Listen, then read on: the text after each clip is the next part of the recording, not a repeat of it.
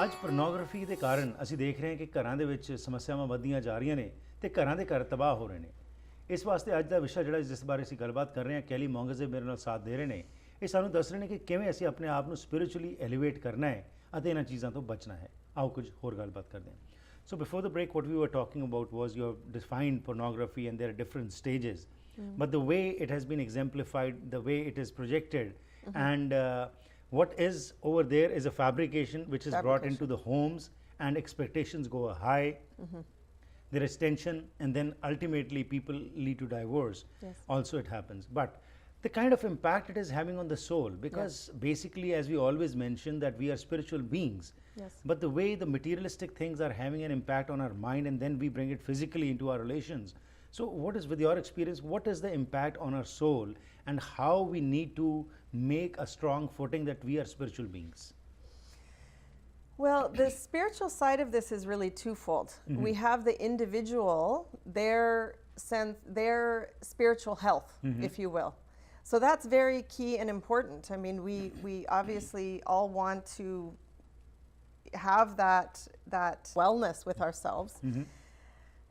And our whole lifetime is that journey of developing our soul and learning and developing and maturing. The other side of it, Harpreet, is that, you know, we're not all here as isolated islands. We're here collaboratively to work together to build a unified world where we all can live in peace and harmony, free of abuse and violence. So we all need to engage our spiritual selves in order to create that world. Pornography gets in the way of us doing that. It's a barrier to creating the kind of communities, the kind of families that we want. It's breaking down families. So it's a spiritual issue for the individual. That it can quench the light of the spirit. Really, because there's so much degradation and shame involved. On the other hand, it's a social issue, but I look at that as a spiritual issue as well, because we're all here to contribute to a society, a well society. Very true, and also the way the woman is degenerated, and especially at the home also, she's degraded, and then what happens is if she doesn't listen, then she's subject to violence also. So it's all a kind of it's a rat and mouse. It's a cat and mouse game kind of thing, whereby if this is not happening, this should happen. If this should not happen, this happens. So now, let's talk a little bit about the peer pressure also, because right now, what we're finding in the society, even if somebody wants to stay away from it, but there's so much of peer pressure from friends and society that many a times you are not able to come out of it. So let's talk a little bit about that. Well, this is another myth that exists, and it's very powerful, that it's normal for a man to watch pornography. And if you're a guy who doesn't think it's a good idea, it's almost like you're the odd guy out, and you're not a man. You have to come up with some kind of excuses, you know. And so, and our young men are dealing with this peer pressure as well. It's become very, very normalized, and we're finding that people are watching, boys are watching at a younger and younger age because of its accessibility on the internet. There's so much available, and they're being impacted and influenced. So another thing I would like your views are the way the women is objectified and presented in the society. Well, the way today what we are finding, if pornography is the extreme, but it starts from the basic levels. We find, well, fashion shows, and then further on it goes to many things. In the advertisements we find if a woman is not shown as a sexy object, things don't sell. And I'm quite astonished today, if you watch on the television, many times you see such things whereby a product which is of daily use is also being used by a woman, where she's shown as sensual and sexual, and then only it's projected forward. So again, why the society is not coming forward and raising their voice against it?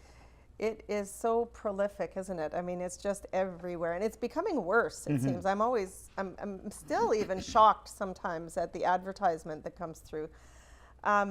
But we're being our resistance is down Right. because it is just so pervasive.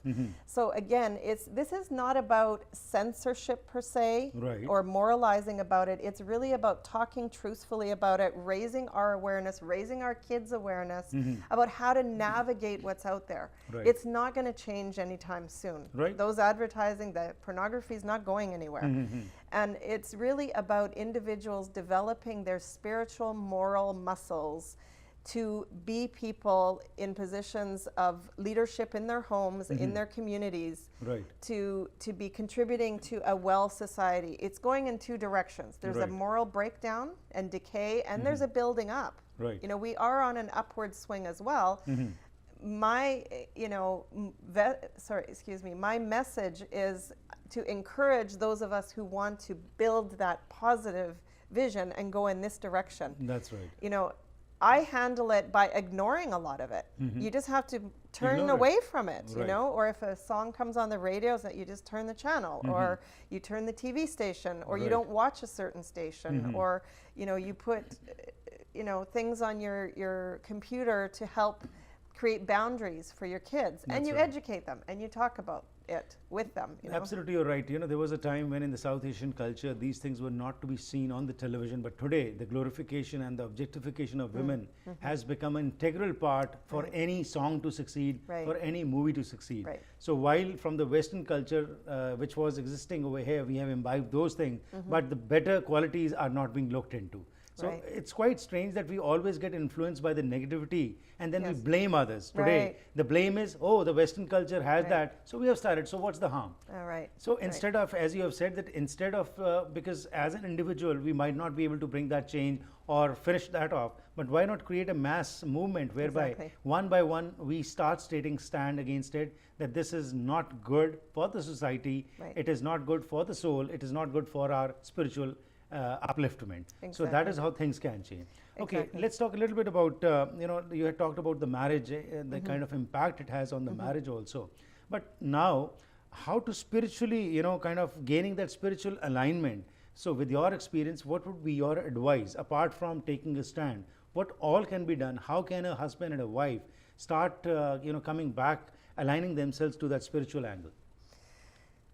Well, my view is that women, again, have a big role to play in this. Right. I think that her understanding of what is well for her has to lead the relationship. She needs to feel trusting Right. of her partner in order to embrace and experience herself as a sexual being in a comfortable, safe way. Right. And in order to have that intimacy that we all long for. Intimacy is about being known. So we do have to have that discussion, as you've talked about earlier, Right. to find that zone of compatibility. Right. There needs to be dialogue about what does a healthy sexual relationship look like for us, and work towards that, and make room for, and time. It doesn't happen overnight. Make That's right. time for that growth to happen. Very true. One thing we were just talking about, I really believe that we can be in this environment that we're in, but not be of it. That's right. And that's a really key point. Absolutely. Because, it is You cannot the be out of condition it. of our heart. Yeah. It's the condition of our heart and our inner condition. So that's why it's so important to build our spiritual side of ourselves in Right. order to manage what's out there without tapping into our courage and our honesty and looking at issues of justice and compassion. That's how we're building a spiritual society. We Very have to right. look at these spiritual themes and these spiritual, sort of qualities that we can all bring to our relationships. Very right. That intimate connection part, what you have talked, is the most important thing. That intimacy has to be brought, not through fantasy, not No. through objectification. No. But the most important thing is to those distortions which are there. Yes. They need to be worked upon. Yes. So how can that be worked on? Because as we have already discussed in pornography, the way things are objectified, things are beautified and brought forward, Yeah. and it is not existing as it is. So those distortions which are in the minds, how can the couple start working on those grounds also? Well, I think you need outside information, education. There's a few, my website, Spiritual Integrity Coaching, and another one that I'm involved with, which is called createnewlove.com. It's got lots of information on there. Right. there's podcasts and articles and people that deal in sex addiction, those type. It's really to educate, you know, educate the material. There's good work happening out there to support people to heal themselves in this way. So it's really about just searching for it, engaging in it, and moving yourself in that direction. That's right.